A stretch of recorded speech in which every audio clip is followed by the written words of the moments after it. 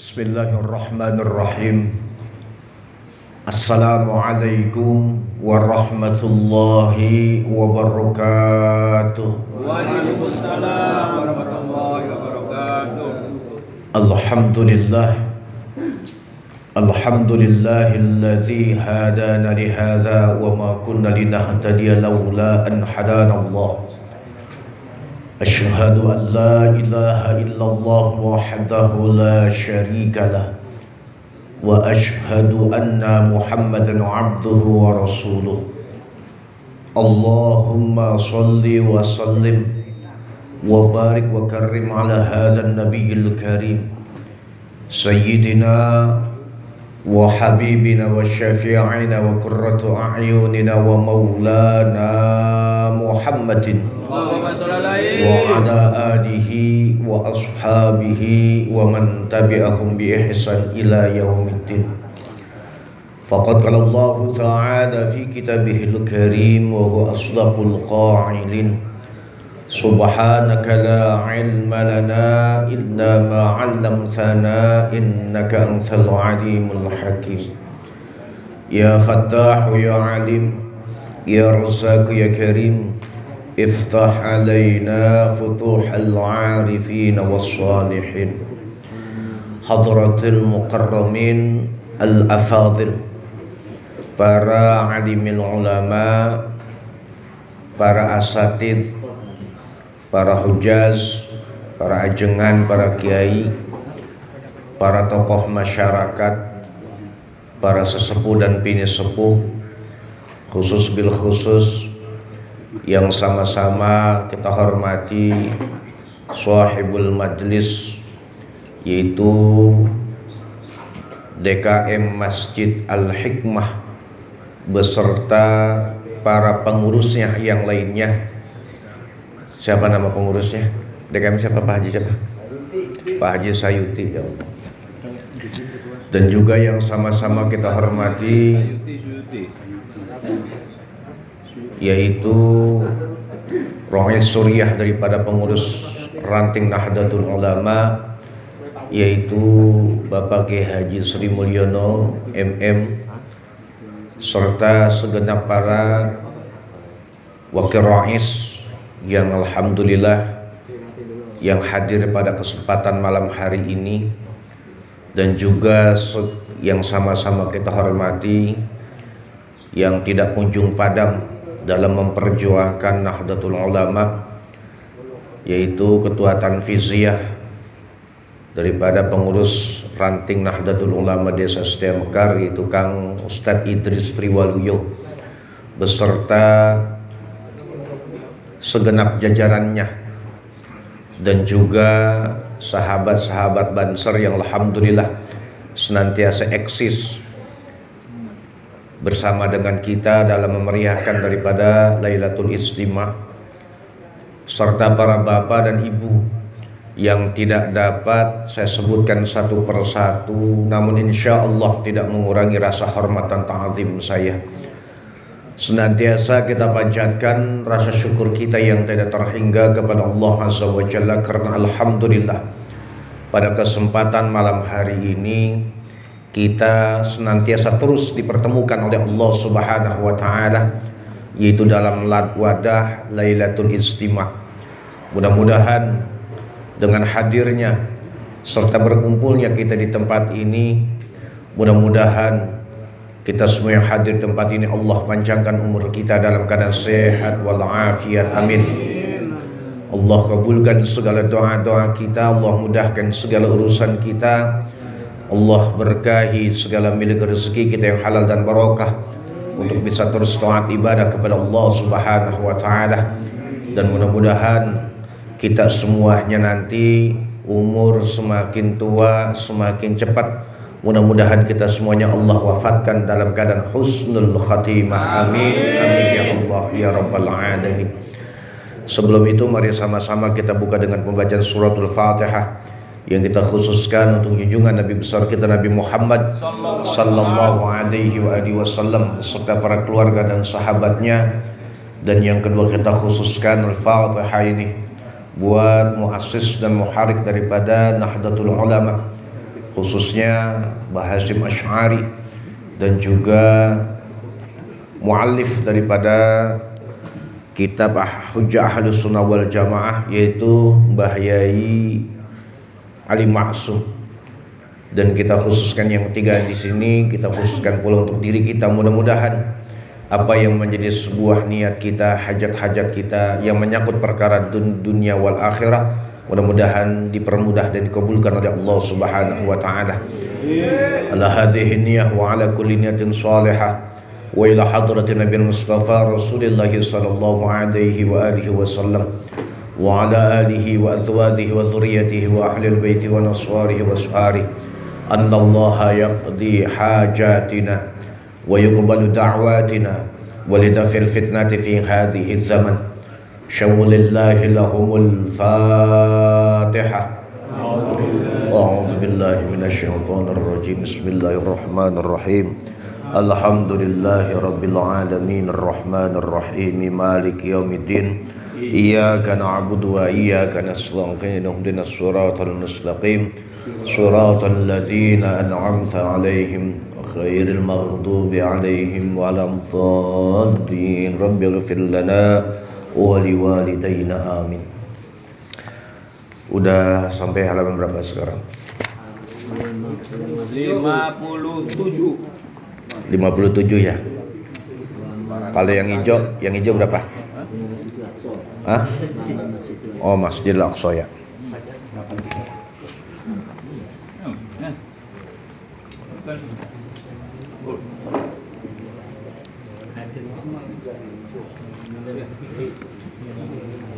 Boleh ngerokok kan saya? Mari ngerokok aja.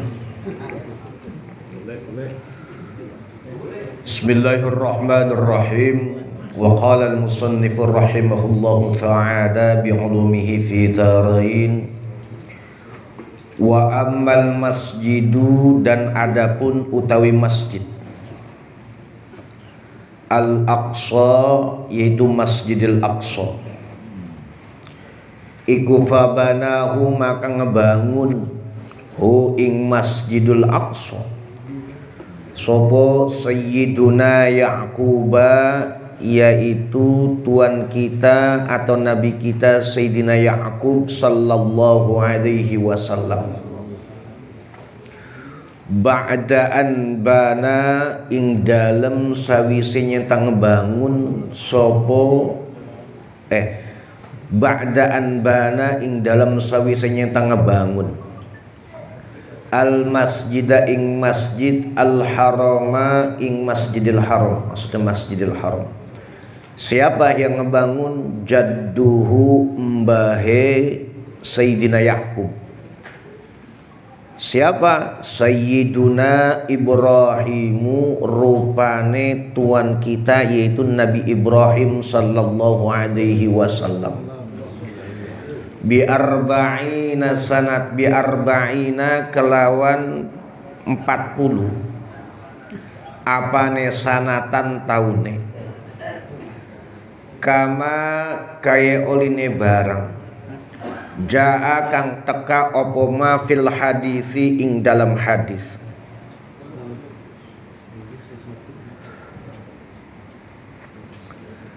Summa kana, maka kari-kari ana opo hadzal masjidu, iki masjid iku musalla ambiyai, dadi tempat salate piro-piro nabi.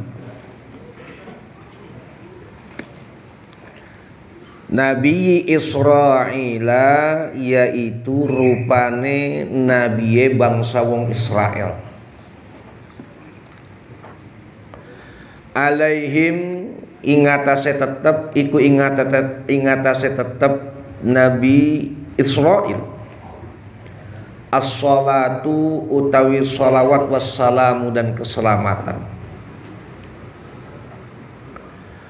Wa kana lan ana opo Masjidul Aqsa iku tetep bijiwari buyutihim, kelawan sandinge piro-piro rumahe Nabi Ambiya Nabi Israil. wa raudhatihi dan tamane anbiya'i nabi Israil allati hum kang utawi anbiya iku ba'da intiqalihim ing dalem sawise ngaliye atau pindahe anbiya'i nabi Israil ila rafiqil a'la tumeka maring rafiqul a'la alaihimus salatu wassalam alaihim iku tetep ing ngatasé anbiya nabi Israil as-salatu utawi sholawat wassalamu dan keselamatan. Nah, kita masih membahas yang terkait sejarah di mana kita ini diperintahkan bahkan diharuskan dengan sebuah kekuatan keimanan, yaitu di mana kita bisa berziarah atau berkunjung, di mana salah satunya adalah ke Masjidil Aqsa. Kemarin kita sudah bahas kalau Baitullah atau Mekah itu dibangun oleh Nabi Allah Ibrahim alaihissalam, walaupun yang namanya Ka'bah itu sudah ada sejak zamannya Nabi Allah Adam alaihissalam. Kemudian kita pun wasyiddatur rihal, harus memiliki sebuah keinginan yang kuat untuk bisa berangkat ke kota Madinah, yaitu bisa melaksanakan ibadah sholat di kota Madinah, khususnya di mana? Masjid Nabawi. Dan yang terakhir adalah kita pun diperintahkan, yaitu bisa berpergian atau berziarah, berkunjung, yaitu ke Masjidil Aqsa. Karena Masjidil Aqsa ini adalah tempatnya nabi-nabi sebelum Rasulullah itu bertempat di situ beribadahnya. Dan itu dibangun oleh Nabiullah Yakub alaihissalam. Tuh, dibangun oleh Nabiullah Yakub. Dikatakan ba'da'an banal Masjidil Haram, sesudah dibangunnya Masjidil Haram. Jadi ibarat kata Masjidil Aqsa ini adalah masjid yang kedua yang dibangun oleh para nabi. Ini sejarahnya teramat kuat, Pak. Kenapa Masjidil Aqsa ini dikatakan termasuk masjid yang istimewa? Karena disitulah musalla anbiya nabi Israil alaihi salatu wassalam. Karena rata-rata para nabi itu semuanya hampir sholat di situ. Khususnya nabi-nabi yang dari Bani Israil, Pak. Nabi Musa, Nabi Yakub, Nabi Yusuf, semuanya, Pak. Begitu. Karena ini keistimewaannya jadi yang namanya Masjidil Aqsa.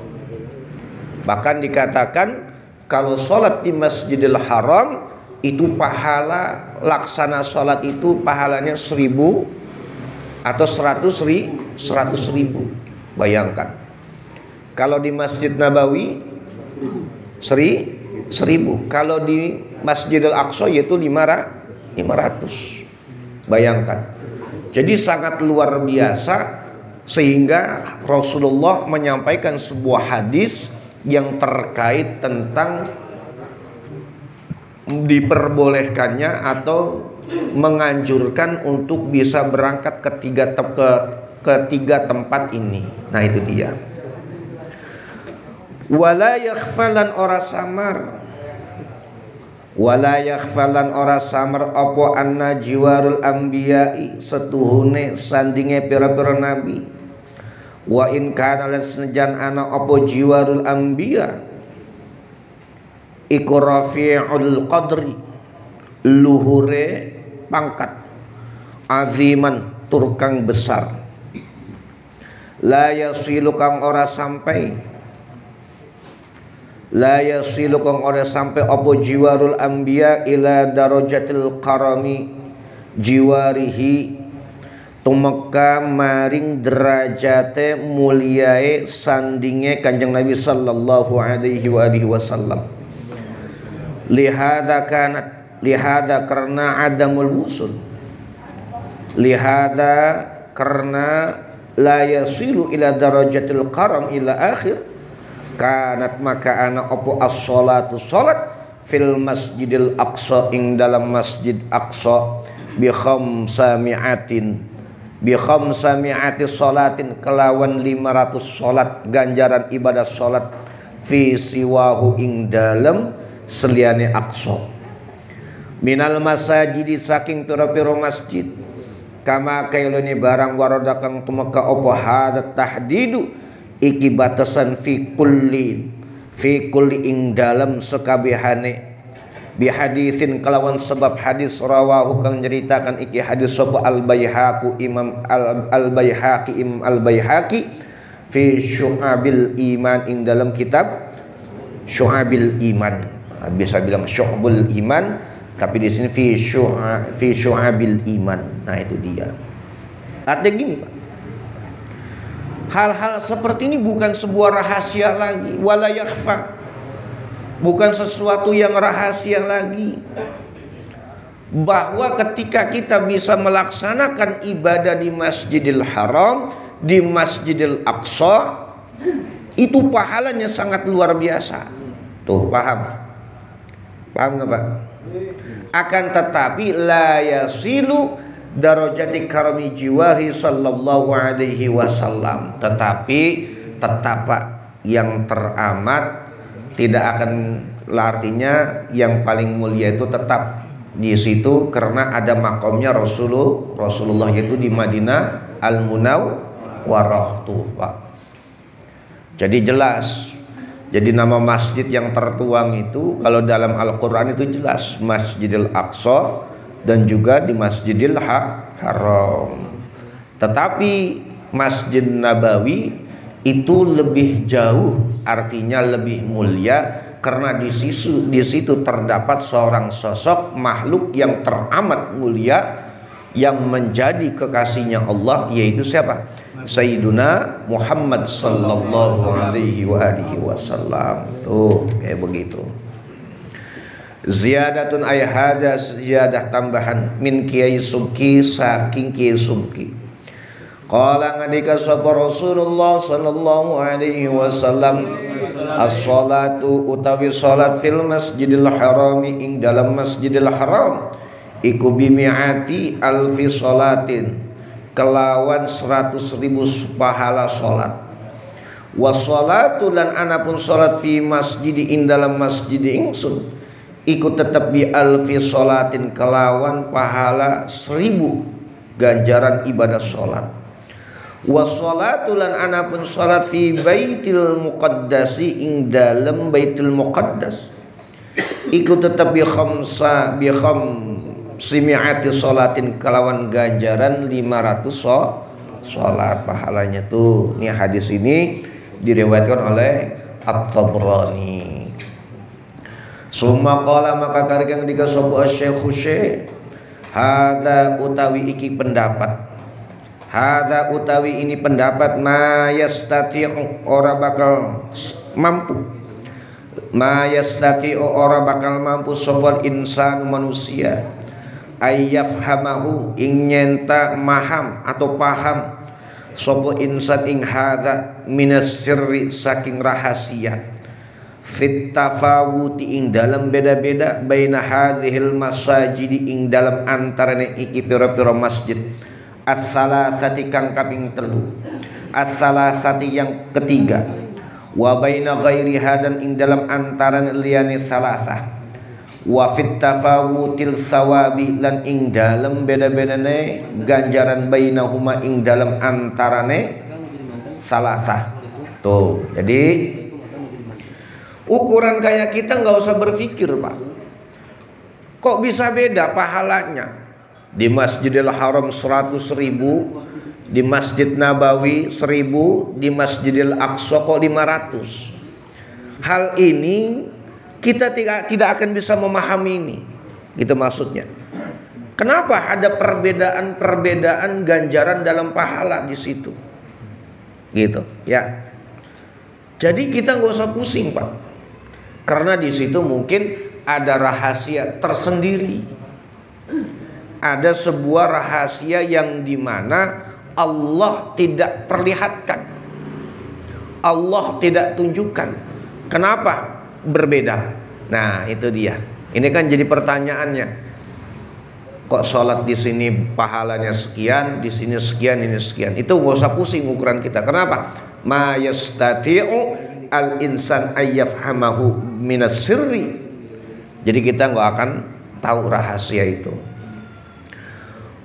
Wal na'ud dan bercik balik sapa ingsun ilal kalami maring ucapan ma'al mani'ina ing dalam sertane wong kang nyegah ziyaratuhu ing ziaraneh Kanjeng Nabi sallallahu alaihi wasallam. Fa naqulu maka ngucap sapa kita lau fahimna lamun faham, kalau saja kita mengerti annan nahya sesungguhnya larangan an syiddatir rihali saking naline untan-untan fil hadithi ing dalam hadis al madhkuri ing dalam kang ditutur iku amun lebih umum atau umum fi kulli safarin ing dalam saban-saban perjalanan illa safara kecuali perjalanan ila hadhil masajidi kecuali maring iki pira-pira masjid ats-tsalatsati yang ketiga tadi. Nah, sekarang begini, Pak. Kalau seandainya bahwa hadis yang menceritakan ketika Rasulullah mengatakan boleh kita berpergian itu kepada 3 tempat, bukan berarti ini adalah sebuah bentuk pentakhsisan, pengkhususkan, tidak, Pak. Kalau sifatnya hadis ini adalah pentakhsisan, dikhususkan, maka akan menjadi sebuah problema buat kita bersama. Apa? Yang pertama dikatakan lalazima maka yaktina tetap. Apa yang tetap? Opo alla ya jusu nyenta ora wenang lana maring kita opo as-safaru lelungan fil ardi ing dalam bumi. Di'atibaro karena ngalap contoh wal izzatilan ngalap pinutur wa qad amara dan teman-teman merintah sapa rabbuna pangeran kita azza wa jalla bihadas sirri kelawan iki lunga karena ngalap i'tibar fi kitabihi ing dalam kitabe atau Al-Qur'an waharrodona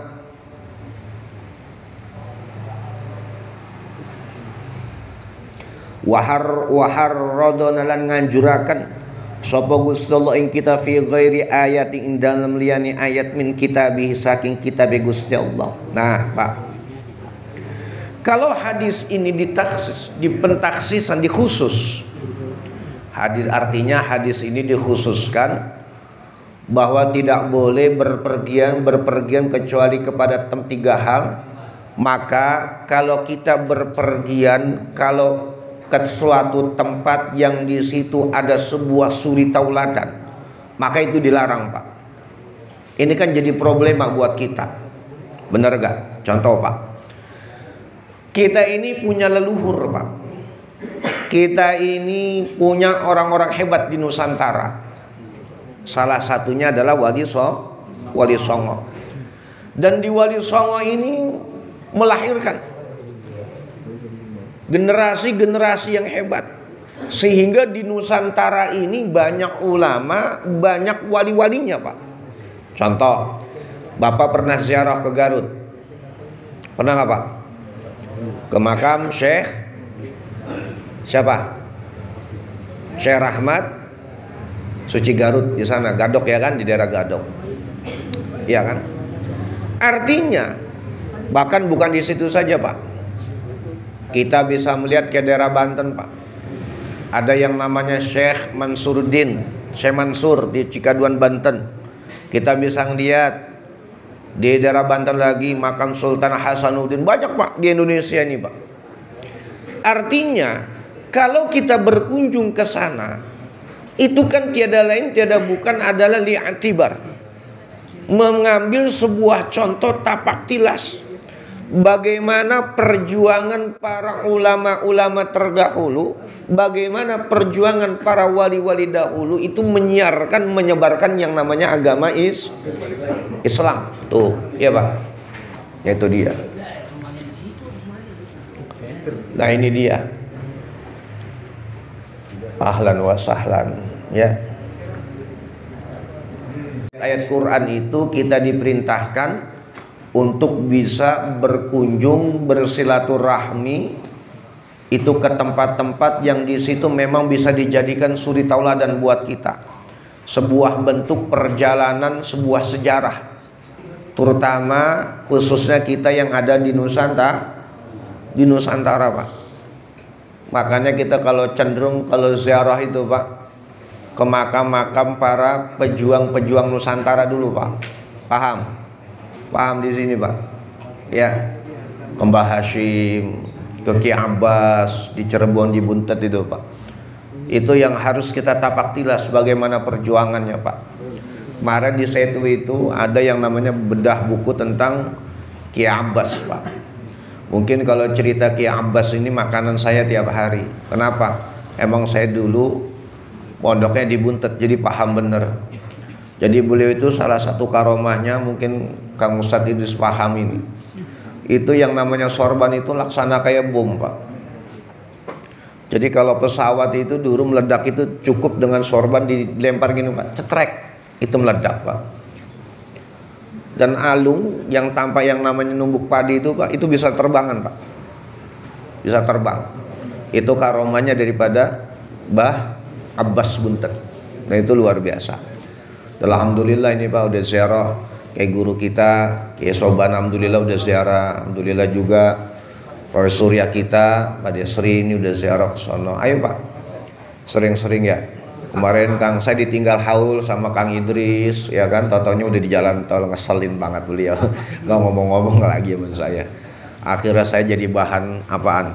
Jadi bahan lelucon di teman-teman saya di grup.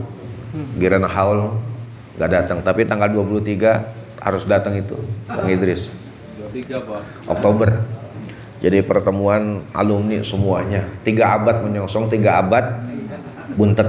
3 abad, udah 3 abad lah. Wa alla nusafir lan nyenta ora lulungan. Wa alla nusafir lan nyenta ora lulungan sapa kita li silati arhamina maring silaturahminya kita. Idza kanu tatkalane ana sapa wong akeh iku bijihatin kelawan arah ba'idatin kang ado. Wa qad amarona lan teman-teman merintah sapa kita ing kita sapa rabbuna pangeran kita bihadhihi kelawan iki silatu arham. Wa syaddada lan bangetaken sapa rabbuna alaina ing atase kita fiha ing dalam silatul arham. Wa wa'ada lan janjiaken sapa rabbuna man ing wong yakumu kang nglaksanaken atau nglakune sapa siman biha kelawan silatul arham. Ayyasila ing nyenta nampung rahmat sapa Gusti Allah ing man. Wa tawa'ada lan ngancem sapa Gusti Allah man ing wong akhala kang rusak sapa siman biha kalawan silatul arham ayak ta'aha ing nyenta megot atau mutus rahmat sapa Gusti Allah ing man. Tuh Pak, kalau hadis tadi itu kita ini boleh berpergian hanya kepada 3 tempat, itu salah. Yang dimana nanti apa? Kita akan terjebak di mana kita ini nggak boleh berpergian walaupun tujuannya silaturahmi. Sedangkan jelas di dalam Al-Quran, di dalam hadis Rasulullah yang namanya silaturahmi itu sangatlah dianjurkan. Tuh. Bahkan Rasulullah, bahkan Allah sendiri itu mengancam. Kalau seandainya saja kalian memutus tali silaturahmi, maka apa kata Allah? Ayyusilaha wa tawa'ada. Allah akan memutuskan rahmat juga. Tuh Pak. Makanya kita di sini kalau diniatin ngaji Pak, Minimal niatnya adalah silaturahmi, Pak. Benar kata guru saya Kiai Sobana itu bilang, kita mah yang namanya mutolaah itu luar biasa. Tapi di sini dilawan ya sembari makan kacang, sembari ngopi, sembari ngudut, nyesek Pak kadang-kadang. Mutolaahnya lama, ketemu lawannya, ngajinya cuman ngerokok, ngopi, alah kan begitu. Udahlah diniatkan saja yang namanya silaturahmi, dan di dalamnya minimal kita mendengarkan, itu pun termasuk daripada bagian li thalabil ilmi. Insyaallah jadi berkah semuanya. Itu. Jangan ada niat Pak, saya mah malas LI. Kenapa? Bosan LI mulu, ngaji mulu. Emang di NU mah Pak kebanyakan ngaji. Kebanyakan ngaji, ngerokok, kelar Pak di NU mah Pak. Bapak mau tidur silakan, mau denger silakan, selonjoran silakan. Yang penting udah ngaji, insya Allah ada keberkahannya. Udah Pak, jangan lama-lama, guru kita udah datang. Nah, itu dia. Ini sebentar lagi ini kitab hatam Pak. Tinggal satu bab lagi lah. Ini hatam, nanti kita berpikir apa yang akan kita mau kaji lagi ya. Ini masih bahas tentang tadi. Baik. Wa alla nusafirul li jihadi wa tablighi asy-syari'ah ila akhir wallahu a'lam bissawab. Mungkin itu saja yang dapat saya sampaikan, kurang lebih jangan mohon maaf. Akhirul kalam, wallahul muwaffiq ila aqwamit thariq. Wassalamu alaikum warahmatullahi wabarakatuh.